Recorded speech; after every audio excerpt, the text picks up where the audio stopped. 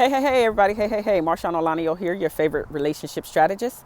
And I help Christian women that are married or in long-term relationships to stop feeling disconnected and unloved and shift you to feeling heard, understood, and appreciated. Now, the other day, I spoke to you about the warning signs that you may be sabotaging your relationship even if you don't know about it. Now, today I'm going to talk about how to stop your self-sabotaging behaviors. And I'm going to give you 4 things to think about and especially implement into your relationship so you can stop the sabotaging behaviors that you are currently doing, so you can keep the man, so you can keep the woman in your life. Now, if you are here and you have not signed up for my free training that I'm going to have on April 29th at 2 p.m., do not worry if you cannot make that time. As long as you register for the free training, you will receive the replay and you can watch it then. And guess what? I am talking about how to transform your marriage starts with you.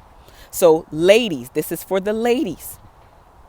Transforming your marriage starts with you. I'm going to give you 5 ways to improve your relationship without your spouse. I'm busting the myth that you believe that you need your spouse in order to transform your marriage and or relationship. So again, this is for the ladies only, ladies that are married, engaged, or in long-term relationships. This training is specifically designed for you. I thought about doing this training because I get a lot of clients, I get a lot of DMs, I get a lot of calls to say, my spouse, really it's the man, my husband, my boyfriend, etc., does not want to go to counseling. He does not believe in counseling. So how am I able to turn my relationship around? That's where this free training has transpired from. So again, sign up for the training. The link is down in the description box below. So go ahead, click the link, sign up for the training. I cannot wait to see you.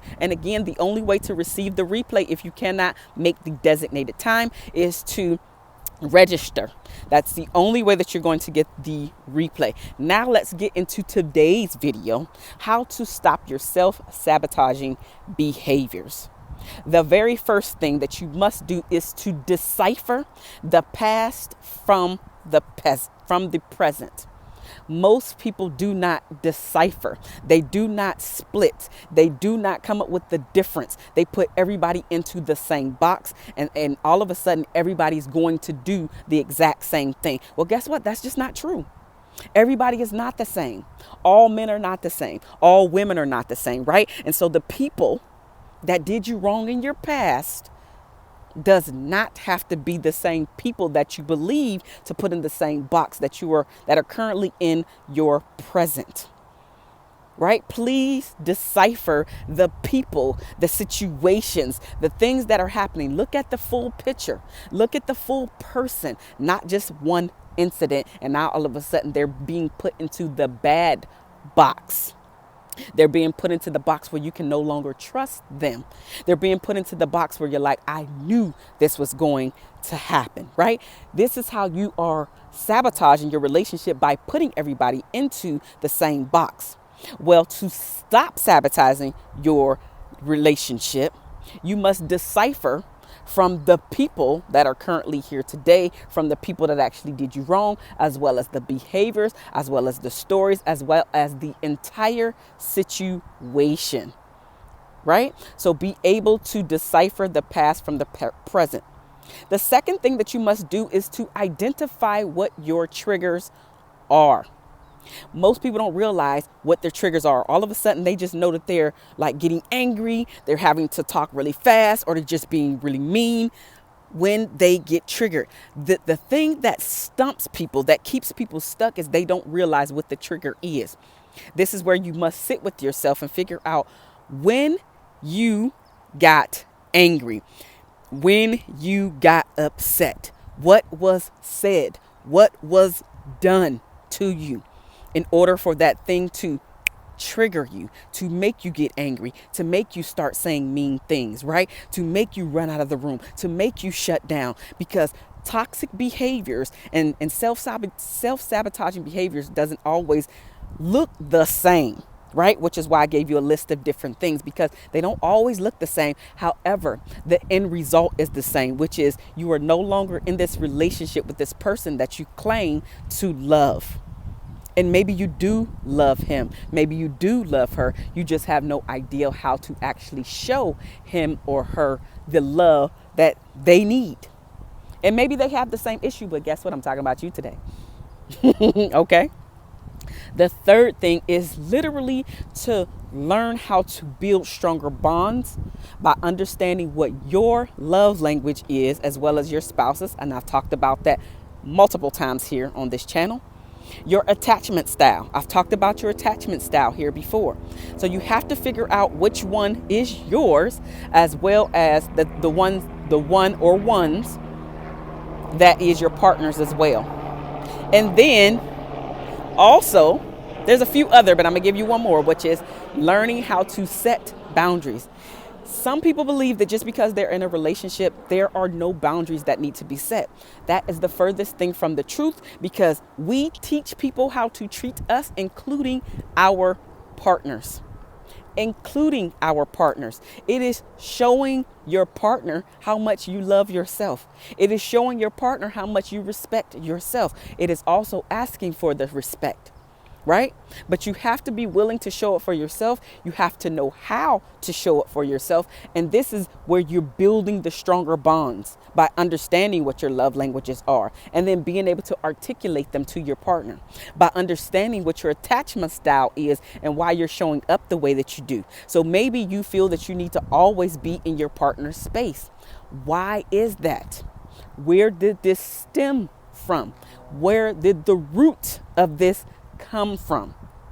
And then be able to articulate that to your spouse, right? This is where you guys are building this deeper connection, right? The bonds. This is also where that vulnerability comes into play. But it is also you understanding you. And if you don't understand you, there's no way anybody else can understand you either. You must first be able to understand yourself so somebody else can understand you as well.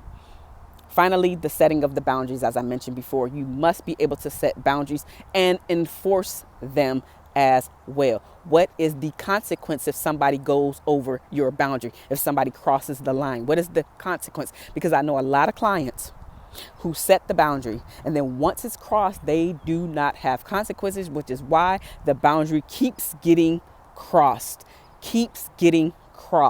Is because you have never enforced your own rules. The fourth and final thing is literally to think about getting outside help. You must think about getting outside help if you do not have your own answers. If you have not been able to figure this thing out by yourself, don't look at it as you being the weakest link. Don't look at it as I don't want to tell anybody my business. Because if you have not been able to solve this riddle as of yet, then you probably will never be able to solve the riddle, because each and every one of us can only take ourselves so far by the information that we currently have today. And if your spouse is not able to help you with this either, it's because, again, he or she has limited information just like you. So don't look at this as a weakness. Look at this as a positive, because here's the thing. Whenever you go to school, and this is always my example, whenever you go to school and you're trying to get some form of education, you're going there to get that education because you don't have that answer already. Getting outside help for your romantic relationship is just as important. It works the exact same way. So you're going out there to get the information that you do not currently have, so you can pick up on the strategies that you do not have, so you can turn your entire relationship all around, which is why I decided and am going to do my free training on April 29th. So if you have yet to sign up for that, and you are a lady who is in a relationship, a long-term relationship, an engagement, or a marriage, and you want to transform your relationship around, it all starts with you. The name of my training is Transforming Your Marriage Starts With You, 5 Ways to Improve Your Relationship Without Your Spouse. I am busting the myth that you need your spouse in order to turn your relationship around, because you do not. What you need is yourself. What you need is to show up to the training. And what you need is to take action. Click the link down below in the description box. Sign up for the free training April 29th at 2 p.m. Eastern Standard Time. Don't fret if you cannot make the time. In order to get the replay, because there will be a replay. But in order to get it, you must sign up for the actual free training. That's the only way that you get the actual course, the training, if you cannot make it live. I love you guys. There is nothing that you can do about it. And I will see you next time because,